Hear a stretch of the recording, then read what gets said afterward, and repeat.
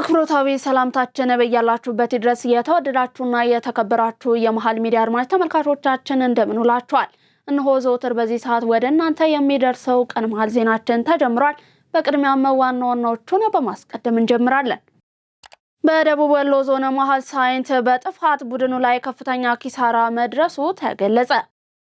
ጀግናው መከላከያ ሰራዊት ጠገዴ ሰጋሎ ላይ ድልን ተቀናጅቷል። ሌላኛው በዝርዝር የምንመለከተው ርዕሰ ጉዳያችን ነው። የኤርትራ መንግስት ከኢትዮጵያ ጋር ድርድር መጀመሩን የተመለከተ ዜናንም አጠናቅረናል። ከአውሬ በላይ የሰው አውሬ የሚፈራበት ዘመን የገዛ ስጋና ደም መተማመኛ መሆኑ ቀርቶ የጥፋት መረብ የሚሆንበት እጅግ አስከፊ ዘመን ላይ ደርሰናል። በዚህ ርዕሰ ጉዳይ ዙሪያ ዝርዝር ዘገባን አጠናቅረናል። አብራችሁን ከቆያችሁ የምታደምጡት ይሆናል። ከውጭ የእስራኤል ጠቅላይ ሚኒስትር ቤንያሚን ኔታንያሁ ከኢራን ጋር በተደረገው ጦርነት ወቅት ወደ ተባበሩት አረብ ኤምሬትስ በምስጢር በመጓዝ ከፕሬዝዳንት መሐመድ ቢን ዛይድ ጋር መገናኘታቸውን በይፋ መናገራቸው በሁለቱ ሀገራት መካከል ዲፕሎማሲያዊ ውዝግብን አስነሳ የሚለውን ከውጪ እንዲሁም በእንግሊዝ ፕሪሚየር ሊግ የ37ኛ ሳምንት መርሃ ግብር ዛሬ ምሽት አስቶን ቪላ ከሊቨርፑል የሚያደርጉት ጨዋታ ይጠበቃል። ከስፖርት ይዘነዋል። ቀደም ብለን ያደረስናችሁ ለዛሬ ለአርብ ወደ እናንተ እንዲደርሱ ካጠናቀርናቸው ቀን መረጃዎቻችን መካከል አበይት ርዕሰ ጉዳዮቻችን ናቸው። ውድ ተመልካቾቻችን ዜናውን ላይክ እና ሼር ሚዲያችንን ሰብስክራይብ በማድረግ ቤተሰብነታችሁን በማጠንከር ዜናውን ተጀምሩ ዘንድ ያክብሮ ግብዣችን ነው። ከመሸጋገሪያ በኋላ በዝርዝር ወደ ያዝናቸው እናልፋለን። ታላቅ የምስራች ከሜሪት ፕሮፐርቲስ ለንግድ ሱቅ ፈላጊዎች በሙሉ እርሶ ይነግዱ እንጂ ትርፋማ የሚሆኑባቸውን አሊያም ቢያከራዩ አዋጭ የሆኑ የንግድ ሱቆችን በመሃል ተክለ ሃይማኖት ለሽያጭ ማቅረባችንን ስንገልጽ በታላቅ ደስታ ነው። ሜሪት ፕሮፐርቲስ ከሰፊ ካሬ አማራጮች ጋራ ከ11 ካሬ እስከ 32 ካሬ የንግድ ሱቆችን ከ2.2 ሚሊዮን አጠቃላይ ክፍያና ከ440 ሺህ ብር ቅድመ ክፍያ ጀምሮ የግሎ ማድረግ ይችላሉ።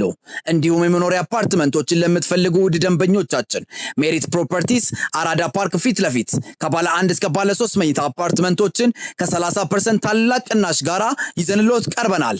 ታዲያ ይሄ የማይደገም እድል ሳያመልጣችሁ ከስር ባለው ስልክ ይደውሉልን። ተመልሰናል። በደቡብ ወሎ ዞን መሃል ሳይንት በጥፋት ቡድኑ ላይ ከፍተኛ ኪሳራ መድረሱ ተገለጸ። በ11ኛ እዝ ስር የሚገኘው አንድ ክፍለ ጦር በደቡብ ወሎ ዞን መሃል ሳይንት ወርቅ ማውጫ አካባቢ ባከናወነው የተቀናጀ የማጥቃት እርምጃ የጥፋት ቡድኑ መደምሰሱን የኮር አዛዥ ኮሎኔል ገዳበዳድ አስታውቀዋል። በአካባቢው መሽጎ የነበረው ቡድን በክፍለ ጦሩ በተቀደና በተቀናጀ መንገድ መመታቱም ታውቋል። በዚህም የሁለት የዘመቻ መሪዎችን ጨምሮ በርካታ የጠላት ተዋጊዎች ሲገደሉ ሌሎች ደግሞ የመቁሰል ጉዳት ደርሶባቸዋል። በተወሰደው እርምጃ ከ15 በላይ ሲደመሰሱ ከ10 በላይ ቆስሏል ሲሉ የክፍለ ጦሩ አዛዥ ኮሎኔል ተስፋ መልካሙ ተናግረዋል። ዘገባው የእዙ የሰራዊት ስነ ልቦና ግንባታ ነው። በሌላ ዜና ጀግናው መከላከያ ሰራዊት ጠገዴ ሰጋሎ ላይ ድልን ተቀናጅቷል።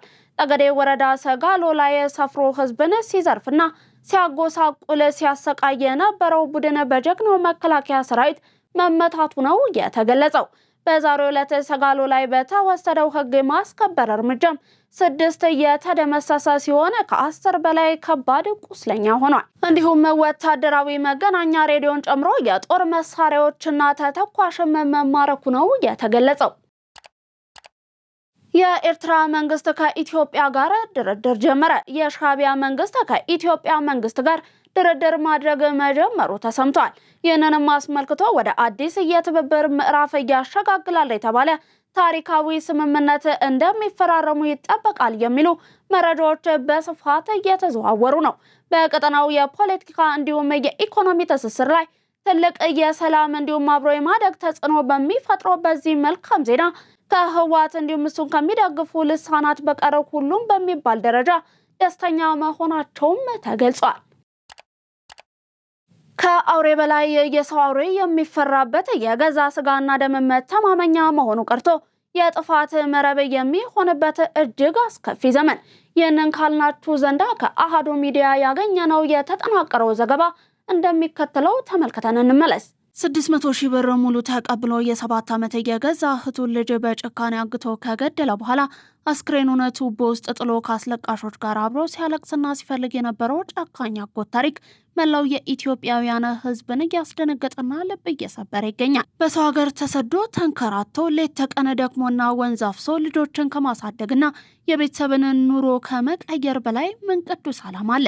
ነገር ግን እናት ቲቪ ላይ የቀረበችው የሁለት ልጆች እናት የሆነችው የዮርዳኖስ ታሪክና የደረሰባት መከራ የሰማነውን ሁሉ ጉድ የሚያሰኝና ማመን የሚያቅት ነው። ዮርዳኖስ ለልጆቿ የተሻለ ህይወትን ለመፍጠር ስደትን መርጣ በደቡብ ሱዳን የምትኖር ጠንካራ እናት ናት። ልጆቿን በትግራይ ክልል በደቡባዊ ሽሬ አካባቢ ከእናቷ ጋር ትታ ነበር የወጣችው። ነገር ግን ባለፈው ዓመት ሐምሌ ወር ላይ ይህ ንጹህና ክፋት የማያውቅ 7 ዓመት ታዳጊ ልጇ በገንዘብ ጥማት በታወሩ ጨካኞች ይታገታል። አጋቾቹም ለልጁ መልቀቂያ 2 ሚሊዮን ብር ይጠይቃሉ። በስደት ላይ የምትገኘው እናት ልጇን ለማዳን እየለመነች እያለቀሰችና እዚህም እዚያም ብላ የቻለችውን 600 ሺህ ብር ታስገባላቸዋለች።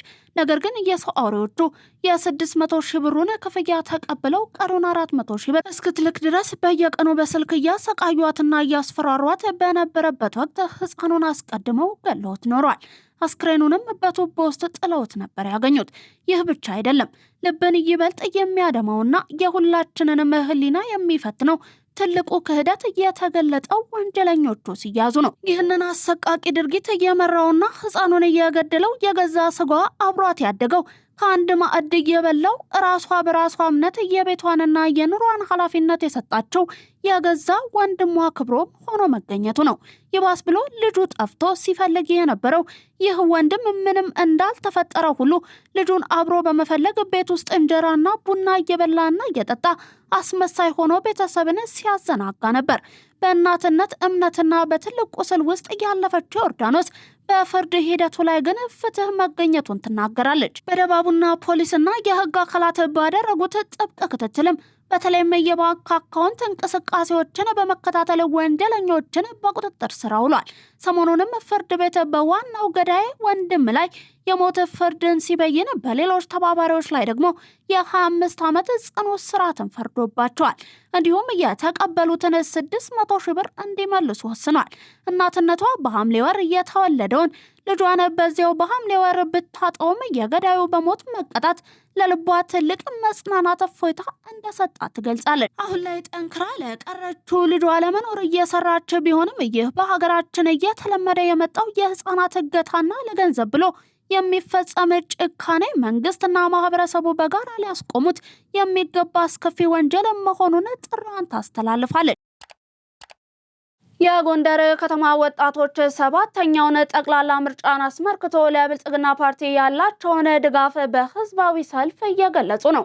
የኢትዮጵያን ክብር ከፍ ለማድረግ የባህር በር አማራጮችን ለማስፋት እንዲሁም ሁለንተናዊ ብልጽግናን እውን ለማድረግ የተጀመረው ጉዞ በጠንካራ መሰረት ላይ እንደሚገኝ ወጣቶቹ በሰልፉ ላይ ያነሱ ይገኛሉ። ብልጽግናን መምረጥ ማለት ፍትህ የሰፈነባት ዲሞክራሲ የጸናባት እንዲሁም የዜጎች ኩራት የታደሰባትን ሀገርን የመገንባት ታሪካዊ እድልን መጠቀም ማለት ነው ብለዋል። ባለፉት የለውጥ ዓመታት የታዩትን የነገን ታላቋን ኢትዮጵያ ለመገንባት መነሻዎቻችን ናቸውም ሲሉ ገልጸዋል። የዜጎችን የኑሮ ጥረትን የሚያሻሽሉ የኮሪደር ልማቶችን፣ የዘመናዊ ትምህርትና ጤና ተቋማት ግንባታ እንዲሁም የዲጂታል ኢኮኖሚ ተልሞቻችንን በላቀ ፍጥነት እናስቀጥላለን ማለታቸውንም አሚኮ ዘግቧል። ሰው ተኮር የልማት ተግባራት ለከተሞቻችን አዲስ ገጽታ፣ ለዜጎች ደግሞ ምቹ የኑሮ አካባቢን እየፈጠሩ እንደሚገኙም በሰልፉ አንስተዋል። ብልጽግናን መምረጥ የነገዋን ዘመናዊት ኢትዮጵያ እንዲሁም የወጣቶችን ብሩህ ተስፋ ማረጋገጥ ነው ሲሉም በአደባባይ መልእክታቸውን አስተጋብተዋል። በተመሳሳይ በደቡብ ጎንደር ዞን የላይ ጋይንት ወረዳ እንዲሁም የንፋስ መውጫ ከተማ አስተዳደር በጋራ በተዘጋጀ ብልጽግና ፓርቲ የጎዳና ላይ የይምረጡኝ ቅስቀሳ መርሃ ግብር በመካሄድ ላይ ሲሆን ህዝቡ በነቂስ በመውጣት ድጋፉን እያሳየ ይገኛል። በተለያዩ ጊዜያት ከሀገር የወጡ ቅርሶችን የማስመለስ ጥረት ይበልጥ ተጠናክሮ እንደሚቀጥሉ የኢትዮጵያ ቅርስ ባለስልጣን ዋና ዳይሬክተር የሆኑት ረዳት ፕሮፌሰር አበባው አያሌው ገለጹ። በዚህ ርዕሰ ጉዳይ ዙሪያ ዝርዝር ዘገባው እንደሚከተል ይቀርባል። ዋና ዳይሬክተሩ ይህንን የገለጹት በተለያዩ ጊዜያት ከሀገር ወጥተው የነበሩ ታሪካዊ ቅርሶች ተመልሰው ርክክብ በተደረገበት ወቅት ነው። በኢትዮጵያ ቅርስ ባለስልጣን በተካሄደው በዚህ የቅርሶች ርክክብ መርሃ ግብር ላይ ዋና ዳይሬክተሩ፣ የመከላከያ ሙዚየም እንዲሁም ቅርስ ጥናት አስተዳደር ዳይሬክተር ሜጀር ጀነራል ጥሩዬ አሰፌ፣ አባት አርበኞች እንዲሁም ጥሪ የተደረገላቸው የክብር እንግዶች ተገኝተዋል። ቅርሶቹን የእንግሊዝ ንጉሥ የቤተሰብ ሙዚየም ኃላፊ ኮሎኔል ሮቢን ጃክሰን እንዲሁም የማህበራዊ አንትሮፖሎጂስት ተመራማሪና የኢትዮጵያ ቅርስ አስመላሽ ኮሚቴ አባል የሆኑት ዶክተር አሉላ ፓንክረስት ለኢትዮጵያ ቅርስ ባለስልጣን ዋና ዳይሬክተር ረዳት ፕሮፌሰር አበባው አያሌው አስረክበዋል። ከቅርሶቹ መካከል የአጼ ቴዎድሮስ የእጅ ወርቅ አምባር፣ የጸጉራቸው ቁንዳላ፣ ትንሽ ዘለላ እንዲሁም የሸማ ሸሚዝ ቁራጭ ይገኙበታል። እንዲሁም የአጼ ቴዎድሮስ ባለቤት የነበሩት የእቴጌ ጥሩዬ ውቤ የጸጉር ጌጥ ወለባ፣ ታሪካዊ ጋሻ፣ የመጠጫ ዋንጫዎች እንዲሁም የተለያዩ ስዕሎች ተካተዋል። ረዳት ፕሮፌሰር አበባው አያሌው በዚህ ወቅት እንደገለጹት ዕለቱ ለመላው ኢትዮጵያውያን ትልቅ ቀን መሆኑን ገልጸው አጼ ቴዎድሮስ በዘመናዊት ኢትዮጵያ ታሪክ ውስጥ ጉልህ ስፍራ ያላቸው መሪ መሆናቸውን አውስተዋል። መቅደላ በርካታ ቅርሶች የተዘረፉበት ቦታ መሆኑን አመልክተውም የአጼ ቴዎድሮስ ቁንዳላ በዚህ ስፍራ ተቆርጦ መወሰዱን አስታውሰዋል።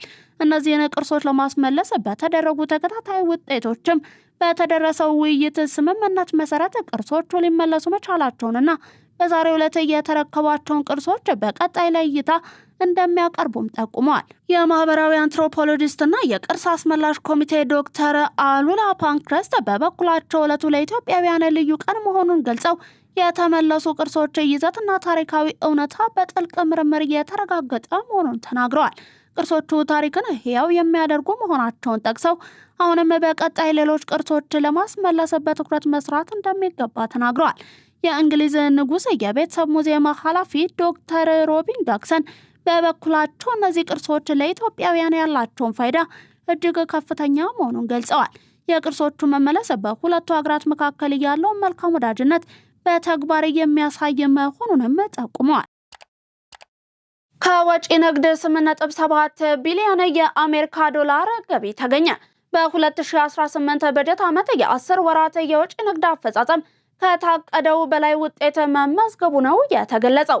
በበጀት ዓመቱ 10 ወራት ውስጥ 7.25 ቢሊዮን የአሜሪካ ዶላር ለማግኘት ቢታቀድም 8.71 ቢሊዮን የአሜሪካን ዶላር በላይ ማስመዝገብ እንደተቻለ የንግድና ቀጠናዊ ሚኒስትር ዶክተር ካሳሁን ጎፌ ገልጸዋል። አፈጻጸሙ ከባለፈው ዓመት ተመሳሳይ ወቅት ጋር ከተመዘገበው ጋር ሲነጻጸርም የ43.32 በመቶ ብልጫ እንዳለው ተጠቁሟል። የአየር ጸባይ ስጋቶችን ለመቋቋም የሜትሮሎጂ የትንበያ መረጃ መሰረት ዝግጅት ማድረግ እንደሚያስፈልግ የውሃና ኢነርጂ ሚኒስትር ዶክተር ኢንጂነር ሀብታሙ ኢተፋ ገለጹ። የኢትዮጵያ ሜትሮሎጂ ኢንስቲትዩት የ2018 የበልግ ወቅት የአየር ጸባይ ትንበያ ግምገማና የመጪው የክረምት ወቅት የአየር ጸባይ አዝማሚያ ትንበያን ይፋ ለማድረግ ያዘጋጀ ባለድርሻ አካላት የምክክር መድረክ በአዳማ ከተማ እየተካሄደ ይገኛል። ተጨማሪ አለ። በመድረኩ ሚኒስትሩ ኢንጂነር ዶክተር ሀብታሙ ኢተፋ የኢትዮጵያ ኢኮኖሚና የማህበረሰቡ ኑሮ ከወቅታዊ የአየር ጸባይ ሁኔታ ጋር በቀጥታ የተቆራኘ መሆኑን ገልጸዋል። በተለይም እንደ በልግ እንዲሁም ክረምት ያሉ ወቅቶች ለግብርና ምርታማነት፣ ለውሃ ሀብትና ለኢነርጂ አቅርቦት ያላቸው ፋይዳ የጎላ ነው ብለዋል። በዚህ ረገድ ኢንስቲትዩቱ ለማህበራዊ ኢኮኖሚ እንዲሁም ለህብረተሰቡ የሚውሉ የሜትሮሎጂ ትንበያና የቅድሚያ ማስጠንቀቂያ አገልግሎቶችን በወቅቱና በብቃት የማሰራጨት ተግባርን እያከናወነ ይገኛል ብለዋል። የዛሬው መድረክ የመጪው የክረምት ወቅት ትንበያ ይፋ የሚደረግበት በመሆኑ ለአርሶና አርብቶ አደሩ፣ ለውሃ ሀብት አስተዳደር ተቋማት፣ ለአደጋ ስጋት ስራ አመራርና ለሌሎችም የልማት ዘርፎች ቀድሞ ለመዘጋጀት እጅግ ወሳኝ ነው ሲሉ ገልጸዋል። በመሆኑም የአየር ጸባይ ስጋቶችን ለመቋቋም የሜትሮሎጂ መረጃን መሰረት ያደረገ ቅድመ ዝግጅት አስፈላጊ መሆኑን በማስገንዘብ የኢትዮጵያ ሜትሮሎጂ ኢንስቲትዩት ዋና ዳይሬክተር ፈጠነ ተሾመ በበኩላቸው ተቋሙ የአየር ጸባይ ለውጥን ለመቋቋም የአደጋ ተጋላጭነትን ለመቀነስና አስቀድሞ በመተንበይ የደንበኞችንና የባለድርሻ አካላትን ፍላጎት ለማሟላት በትጋት እየሰራ እንደሚገኝ ገልጸዋል። ለዚህም ከዋናው መስሪያ ቤት ከሚሰጠው አገልግሎት በተጨማሪ 11 የክልል የሜትሮሎጂ ማዕከላትን በማደራጀት መረጃን በቅርበት ተደራሽ እያደረገ መሆኑን ጠቁመዋል። ኢንስቲትዩቱ ዕለታዊ የአየር ሁኔታ ትንበያ ከመስጠት ባለፈ የረጅም ጊዜ የአየር ጸባይ ትንበያን በመተንበይና በመገምገም የተለያዩ ማህበራዊ ኢኮኖሚያዊ ዘርፎችን የቅድመ ማስጠንቀቂያ አገልግሎት በወቅቱና በብቃት ለማሰራጨት እየሰራ መሆኑን አመልክተዋል። ይህ መረጃ ለሀገሪቱ ኢኮኖሚ በተለይ ለግብርናው እንዲሁም ለውሃ ዘርፍ የሚሰጠው ፋይዳ ወሳኝ መሆኑንም አስረድተዋል። የኢትዮጵያን ፍትሐዊ የባህር በር ባለቤትነት ጥያቄ ለዓለም አቀፍ ዲያስፖራ ማህበረሰብ የማስገንዘብ ስራ ተጠናክሮ መቀጠሉን በዚምባብዌ፣ ዛምቢያና ሞሪሸስ የኢትዮጵያ ባለሙሉ ስልጣን አምባሳደር የሆኑት የምስራቅና ደቡባዊ አፍሪካ የጋራ ገበያ የኢትዮጵያ ቋሚ ተጠሪ ራሺድ መሐመድ ገለጹ። የኢትዮጵያ የአረንጓዴ አሻራና ኮሪደር ልማት ውጤታማ ስራዎች በዲፕሎማሲ መስክ የሀገርን ስምና ገጽታን እያጎሉ እንደሚገኙም አክለው ገልጸዋል። አምባሳደር ራሺድ መሐመድ ከኢትዮጵያ ዜና አገልግሎት ጋር በነበራቸው ቆይታ ኢትዮጵያ በኢፍትሐዊ በደል ከታሪካዊ መልክዓ ምድራዊና ህጋዊ የባህር በር ባለቤትነቷ እንድትነጠል መደረጉን አስታውሰዋል። ኢትዮጵያ እያስመዘገበችው ካለው ፈጣን የኢኮኖሚ እድገትና ካላት የህዝብ ቁጥር አንጻር በባለቤትነት የምታስተዳድረው የወጪና ገቢ ንግዷን የሚያሳልጥላት አስተማማኝ የባህር በር እንደሚያስፈልጋትም አንስተዋል። በመልክዓ ምድራዊ አቀማመጥ ከቀይ ባህር በቅርብ ርቀት ላይ የምትገኝ እንደመሆኗ ከባህር በር ባለቤትነት ተነጥላ ልትኖር እንደማይቻላትም ተናግረዋል። ከ3 አስርት ዓመታት በፊት የባህር በር ባለቤት የነበረች መሆኗን የባህር በር ባለቤትነቷን ህጋዊና ምክንያታዊነትን እንደሚያጎላውም አብራርተዋል። በዚህም የኢትዮጵያን ታሪካዊ፣ ህጋዊ፣ መልክዓ ምድራዊና ፍትሐዊ የባህር በር ባለቤትነት ጥያቄ በተለይም ለዚምባብዌ፣ ዛምቢያ፣ ሞሪሸስ እና ኮሜሳ የዲፕሎማቲክ ማህበረሰብ የማስመዝገብ ስራ እየተሰራ መሆኑን አስታውሰዋል። የኢትዮጵያ የአረንጓዴ አሻራ መርሃ ግብርም የአየር ንብረት ለውጥ ተጽዕኖ ለመቋቋም አህጉራዊና ዓለም አቀፋዊ አድናቆትንና እውቀትን እየተቸረው እንደሚገኝ ገልጸዋል። በአረንጓዴ አሻራ የተመዘገበውን ስኬት በአፍሪካ ሀገራት ለማስፋፋት የዲፕሎማቲክ ግሪን ሌጋሲ ፎረም በመመስረት እየተሰራበት መሆኑን ተናግረዋል። የተወደዳችሁ የመሃል ሚዲያ አድማጭ ተመልካቾቻችን እየተመለከታችሁ የምትገኙት ለዛሬ ዕለት አርብ ወደ እናንተ እንዲደርሱ የተጠናቀሩትን ከመሃል ሚዲያ ቀን መሃል ዜናችንን ነው። አሁን ደግሞ ከውጭ የዜና ምንጮች ወደ ያዝናቸው እናልፋለን። ታላቅ የምስራች ከሜሪት ፕሮፐርቲስ ለንግድ ሱቅ ፈላጊዎች በሙሉ እርስዎ ይነግዱ እንጂ ትርፋማ የሚሆኑባቸውን አሊያም ቢያከራዩ አዋጭ የሆኑ የንግድ ሱቆችን በመሃል ተክለ ሃይማኖት ለሽያጭ ማቅረባችንን ስንገልጽ በታላቅ ደስታ ነው።